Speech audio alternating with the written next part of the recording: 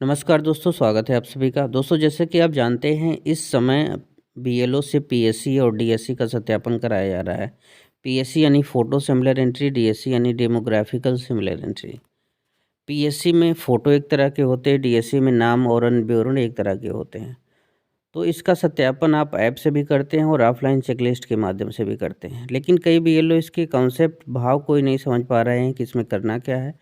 तो इसको हम चेकलिस्ट के माध्यम से आज समझने का प्रयास करेंगे ऑफ़लाइन, ताकि चीज़ें हमको समझ में आ जाएँगी तो ऑनलाइन रिपोर्ट करना भी आसान होगा। तो जैसा कि ये एक मतदाता हैं, इनमें नाम तो अलग-अलग है लेकिन फ़ोटो एक ही है। तो इसमें फर्स्ट वाली जो एंट्री है रिकॉर्ड है वो सही है, उसमें किसी प्रकार के चेंजेस की आवश्यकता नहीं है। वो मतदाता सही है उनका विवरण, लेकिन जो रिकॉर्ड बी है इसमें ये मतदाता तो दूसरे हैं लेकिन इनकी फ़ोटो त्रुटिपूर्ण है। तो हम इनकी फ़ोटो को सही करेंगे। फ़ोटो को सही करने के लिए आप यहाँ पर इनके फ़ोटो के नीचे आप लिख देंगे कि गलत या इनकी फ़ोटो त्रुटिपूर्ण है, आप जैसा भी चाहें स्पष्ट लिख दें। साथ ही साथ इनका जब आप नीचे रिमार्क होता है जो बीएलओ का, उसमें आप ओके लिखेंगे जहाँ से, क्योंकि उसका फ़ोटो फॉर्मेट के थ्रू करेक्ट किया जाएगा तो वहाँ पर उसका ओके लिख देंगे। फॉर्म 8 कलेक्टेड, उसकी फ़ोटो लेकर फ़ोटो सही कर देंगे। इससे आपकी दोनों एंट्री सही हो जाएँगी, फिर ये पीएससी या डीएससी में दोबारा प्रदर्शित नहीं होगी। तो इस प्रकार से जब फ़ोटो त्रुटिपूर्ण होता है, जिस भी entry record a, record B का आप फ़ोटो संशोधन के लिए फ़ोटो प्राप्त कर रहे हैं, उस पे फॉर्मेट में भी कलेक्टेड जो भी ऑप्शन है, उस पे क्लिक करेंगे। अगर फर्स्ट वाले पे चेंज कर रहे हैं तो फर्स्ट पे करेंगे।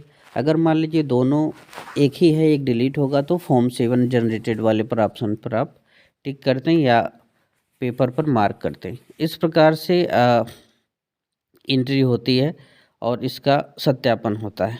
इसके बाद आप नीचे आप देख सकते हैं कुछ डिटेल्स भी दी हैं कि किस प्रकार से इनकी जो रिपोर्टिंग होती है उसको किया जाता है, और अगर उसमें किसी भी प्रकार की दिक्कत आती है तो आप अपने सुपरवाइज़र या अन्य लोगों से भी जानकारी ले सकते हैं। यहाँ पर आप अपनी टिप्पणी भी दे सकते हैं कि क्या इसमें गलती थी और क्या हमने सही किया है। क्योंकि काफ़ी बार ऐसा होता है कि जब आप आ, कुछ करना चाहते हैं और स्पष्ट लिखा नहीं होता है तो उसमें प्रॉब्लम्स आती है। जैसे इसमें लिख दिया रिकॉर्ड ये सही है, बी का फ़ोटो बदला जाना है। अब इससे चीज़ें पूरी स्पष्ट हो गई हैं। रिकॉर्ड ए जो था फर्स्ट था वो सही था और दूसरी का फ़ोटो बदलना है। इसके बाद ये एंट्री करेक्ट हो जाएगी, आगे दोबारा पीएससी या डीएससी में नहीं प्रदर्शित होगी। इस प्रकार से फ़ोटो त्रुटिपूर्ण जब भी होता है आप उसको बदल सकते हैं। अब हम एक दूसरा देख लेते हैं। जैसे इसमें जो वोटर हैं उनकी डिटेल और फ़ोटो सब एक ही है। इससे स्पष्ट है कि इनका विवरण जो है वो त्रुटिपूर्ण है और इसमें इनका नाम 2 बार आ गया, तो इसमें एक इनका नाम विलोपन होगा और एक रहेगा। तो इसमें हम चिन्हित करेंगे कि इनका कौन-सा मतदाता से बीएलओ को संपर्क भी करना होता है कि कौन-सा वोटर कार्ड उनके पास है या फिर वो कौन-सा रखना चाहते हैं। अगर वोटर से मिलने के बाद वो बता रहे हैं कि हमारा फर्स्ट वाला रिकॉर्ड ए सही है, वो रहेगा तो आप उसको सही है मार्क कर देंगे। और रिकॉर्ड बी वाला अगर आप वो कह रहे हैं कि गलत है, इसको काट देना है, तो आप उसको गलत मार्क करके, और जो इसमें मार्क करना है चेकलिस्ट फॉर बीएलओ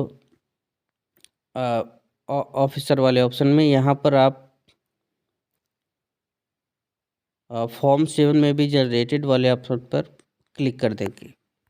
जनरेटेड वाले ऑप्शन पर क्लिक कर देंगे। यहाँ पर आप अगर चेकलिस्ट पर कर रहे हैं तो ओके लिख देंगे, अब फॉर्म कलेक्ट किया गया। अब यहाँ पर इसमें भी आपको आकर नीचे टिप्पणी लिख देनी है। टिप्पणी लिखने से क्या होता है, जब आप रिमार्क लिख देते हैं तो चीज़ें स्पष्ट हो जाती हैं, आगे की कार्रवाई में आसानी रहती है। मान लीजिए कि उसमें मार्क वार्क करने में कोई गलती हो जाए तो गलत नाम कट जाएगा।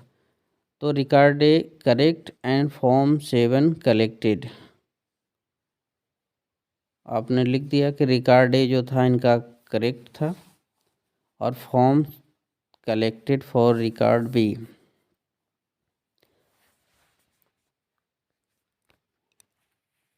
इस प्रकार से आप इसको इंगित कर सकते हैं ताकि आगे की कार्यवाही में आसानी हो। मतलब रिकॉर्ड ए था जो वो सही था, उसको करेक्ट है, उसमें किसी प्रकार की परिवर्तन की आवश्यकता नहीं है। लेकिन रिकॉर्ड बी जो है गलती है और उसके विलोपन है तो फॉर्म 7 करेक्ट कर लिया गया है मतदाता से, उनका नाम दोबारा विलोपन हो जाएगा। इस प्रकार से जब मतदाता की फ़ोटो त्रुटिपूर्ण है तो हमने फर्स्ट वाले केस में देख लिया था कि उसको कैसे सत्यापन करना है। सेकंड, जब मतदाता डबल है, उसकी एक एंट्री डिलीट होनी है तो उसको किस प्रकार से करनी है, इसको भी हमने समझ लिया। तो इस प्रकार से जब पीएससी डीएससी में कोई नाम डबल होता है तो उसका विलोपन किया जाता है। जब कोई नाम डबल नहीं होता लेकिन फ़ोटो रिप्लेस हो जाती है एक दूसरे की, तो उसमें किस प्रकार से फ़ोटो लेकर उनका फ़ोटो सही किया जाता है, उस चीज़ को भी हमने समझ लिया। तो इस प्रकार से पीएससी डीएससी का ऑफलाइन सत्यापन करते हैं। ठीक यही प्रोसेस ऑनलाइन में भी होता है। अगर आप इसको समझ गए तो आसानी से ऑनलाइन भी कर पाएंगे। उम्मीद करता हूँ ये वीडियो आपको अच्छी लगी होगी। अच्छी लगी हो तो लाइक ज़रूर करें और चैनल पर पहली बार आएँ तो हमारे चैनल को सब्सक्राइब ज़रूर करें ताकि आपको ऐसी ही वीडियोज़ मिलती रहें। धन्यवाद।